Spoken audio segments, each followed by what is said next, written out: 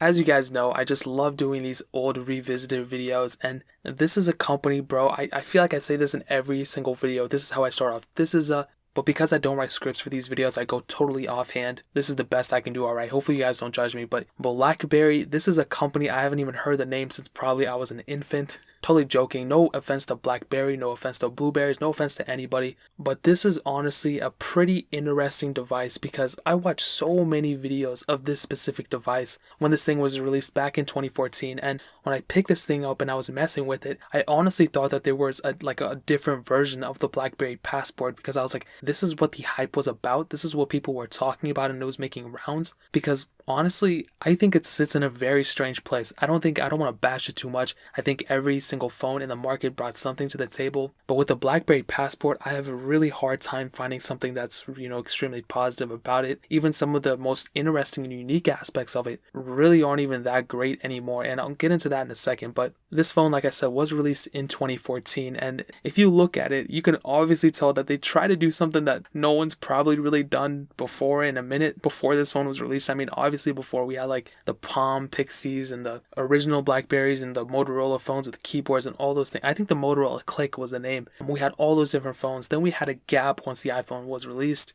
And then we had the Droids and we had the Nexuses, the HTCs, all those different phones being released. And in 2014, I guess Blackberry thought, man, we gotta stick to our roots. We got to drop something like this, and they eventually dropped a couple other phones with keyboards as well. And you know what, maybe there is a market for it, but in 2019 I think that this phone sits in a really interesting spot, like I said before. So looking on the front, obviously we have a 4.5 inch IPS panel. It's surprisingly 1440p, and back in 2014 there weren't necessarily a lot of panels that were 1440p. I mean, now that's kind of almost like the standard. I mean, 1080p is the minimum, but in 2014, I mean, this was the same time that the iPhone 6 was released, the Galaxy S5 was released, and a couple other phones then too. I kind of forgot the names of them, but tons of phones were being released, none with 1440p panels for the most part. And this did have somewhat of a smaller screen for the size that it was, because like I can't even hold this thing in one hand, but the screen is only 4.5 inches, which is smaller than an iPhone 6 or iPhone 8 screen, whatever you want to call it. So that was pretty interesting right there. So,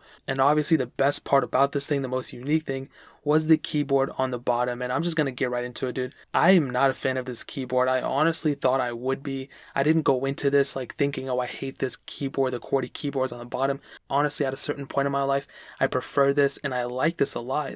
But the keys are just so small for my fingers, and I have fat fingers. Okay, you guys can judge me all you want to. I get DMs on Twitter every single day of people bashing me and body shaming my fingers. You know what? My mom told me to be confident in myself, and that's what I'm gonna try to do.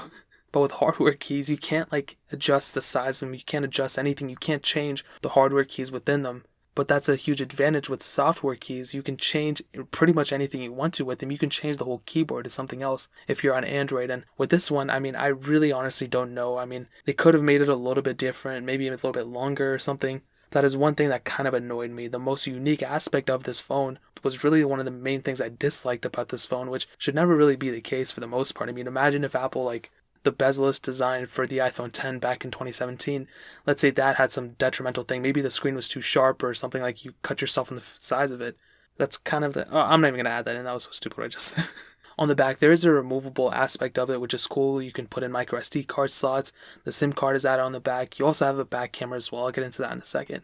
But turning this thing on is another aspect that I really don't like about it, and you guys can judge me all you want to, but this thing is running Blackberry OS 10.3. It was upgradable to Blackberry OS 10.3.2, if that really means anything. Ultimately, I didn't really like the software at all. It's just so unnecessarily confusing. They have the Amazon web store preloaded, so this thing is based off Android, but it really didn't seem like it. And now I didn't do any research on what type of software Blackberry OS 10.3 is running, but from what I can tell, I think it's based off like Android, like Gingerbread, or like Android 2.3 or something, because the pop-ups that I was getting, they were like the old Android version. They weren't like even ice cream sandwich notifications, which was pretty crazy. And just overall the features of Blackberry OS, I mean, I can definitely see how some people might like it. If you owned a Blackberry before, I mean, I feel like you'd be right at home, but I don't understand why they didn't just put Android, full Android on it. Like, I didn't even have the Google Play Store on it. I didn't have so many different aspects, and even the Amazon web store wasn't even working for me because I kept logging into my Amazon account and it wasn't working, which was so annoying. So I had to manually go into the web browser and install all the APKs that way, which is such an annoying process, and that can be a huge disadvantage because a lot of people might not know how to do that. They might just get this phone, they'd be like, oh my god, I can't even access the web store, I don't even know what to do, I can't even get apps. But for someone like me and someone like you who knows a little bit about phones, we can do that. But that's kind of a big issue with this, and it's kind of weird. I honestly don't know what they were doing with that. So that kind of covers up pretty much everything that I kind of wanted to diss about the phone. And this next thing, I also feel like it's going to be a diss, and I don't want it to be, but it's just such an interesting thing. So this thing had the Qualcomm Snapdragon 801 chipset, a quad-core CPU, an Adreno 330 GPU, and 3 gigs of RAM. Now, this is the surprising thing.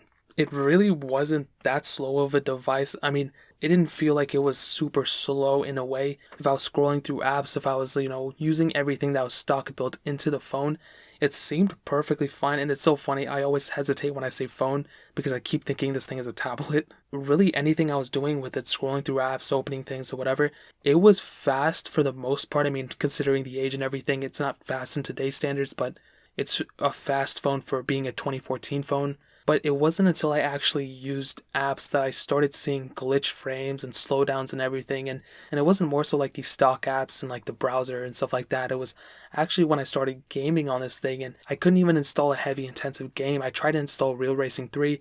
I ran into so many problems. It was so annoying. It couldn't fully download the software for it. So that was an issue right there. And one of the main issues I had was once I actually did get a game installed, you can see right now, Pew Pew, which is not even that intensive of a game. I know it looks pretty intensive, but like my old phones can really run it perfectly fine. Like my Galaxy S5 and all those other phones can run it perfectly fine. I never run into any problems with Pew Pew at all, but for some reason my Blackberry Passport was running into so many issues, which is surprising. I wasn't expecting it, and even a game like Temple Run, okay, Temple Run, the game that literally my first iPhone I've ever owned can probably run perfectly fine. This phone was running into problems with that, and maybe back in the day these apps were basically updated for these specific phones, for 3 gig RAM devices and quad core CPUs, whatever. But Temple Run is not an intensive game, and I started wondering, like, I understand I manually installed the APK, I didn't get it through the Play Store, but that shouldn't be an issue at all. And the one thing that I can only sum this down to why this thing is slow is maybe BlackBerry OS, maybe it was kind of detrimental to the game itself, and also the screen, maybe because it was 1440p and it was 453 pixels per inch, a pretty sharp screen, and also the mixture of the specs and the background activities. That's the only thing I can basically come down to why the performance of basically gaming was not the best. So is it a horrible performing phone? Not necessarily. For being a 2014 phone, it's not that bad, but if this phone was released today, you would definitely be complaining about it. Obviously, there's going to be a lot of complaints about performance on this phone, so kind of keep that in mind. So in my opinion, I would rate the performance of this thing probably like a 4 out of 10, which is a shame because, it's not spec'd completely horrible. I mean, obviously the Snapdragon 801's not the greatest, but 3 gigs of RAM, that's not bad. But I think you guys kind of got the point there. Let's go ahead and move on to the camera. So it is a single sensor on the back. It's 13 megapixels. You do have optical image stabilization. And again, it's really not even that good. Am I bashing it a little bit too hard? Maybe, but, factoring in the age and, I guess it is a 2014 phone.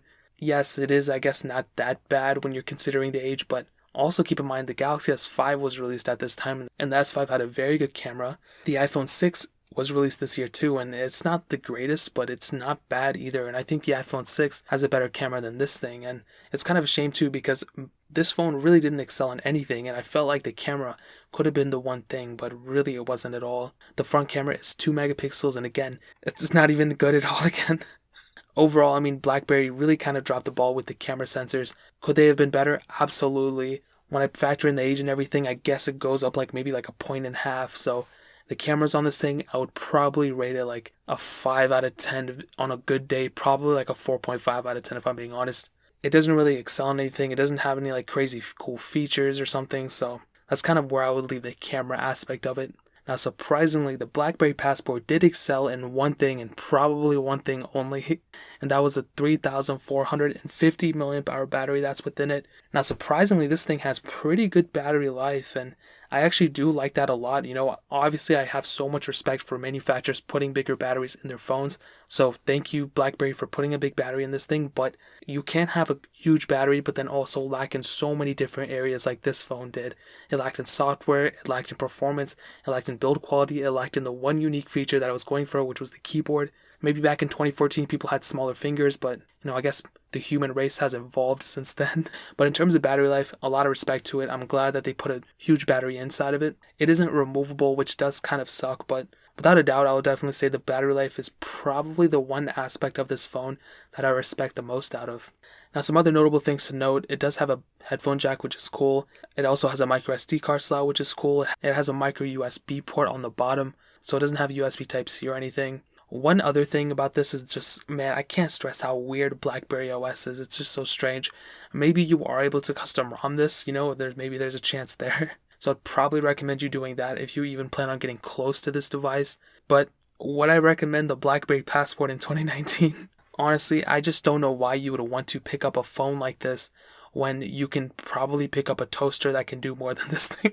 Totally joking. I don't want to offend the Blackberry. I don't want to offend toasters. But what I'm saying is, why would you want to purposely go out and get this phone, And I don't think you're watching this and trying to figure out whether you want it or not. Obviously, you're looking at this video because it's going to be fun to look at a different device. But no, I would say this phone is not worth it in 2019. I don't even think this phone was worth it back in 2014. But of course, if you're out there looking for a phone, I would always recommend a Google Pixel.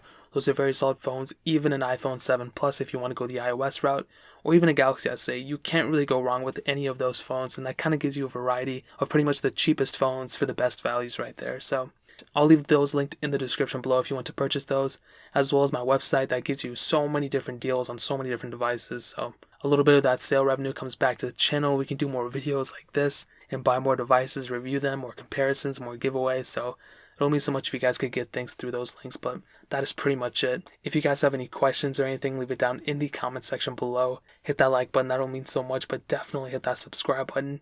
Every single subscriber that we get really does count, so it'll mean so much if you guys could hit that. Also, check out the other links down in the description as well. My Twitter, my Instagram, my second channel, all those links are linked down below. I would really appreciate it if you guys could check it out. But more importantly than everything else, I love every single one of you guys. Hopefully I'll catch you guys in the next video. Peace out till then.